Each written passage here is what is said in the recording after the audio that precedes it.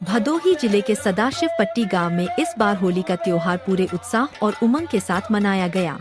सुबह से ही गांव की गलियां रंग और गुलाल से सराबोर नजर आईं।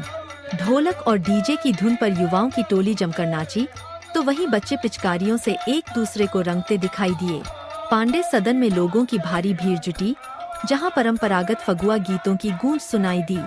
बुजुर्गों ने भी इस मौके पर पुराने लोकगीत गाकर माहौल को और भी रंगीन बना दिया।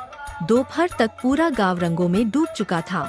हर तरफ बुरा न मानो होली है की आवाज गूंज रही थी।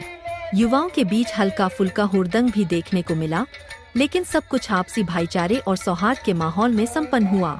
गांव के सम्मानित लोगों सीताराम पांडे, विजयधर पांडे, राकेश पांडे, इंद्रेश पांडे, पप्पू पांडे, किशोर पांडे, बबलू दुबे और कड़े दी ने सभी को शांति और प्रेम के साथ त्योहार मनाने की अपील की।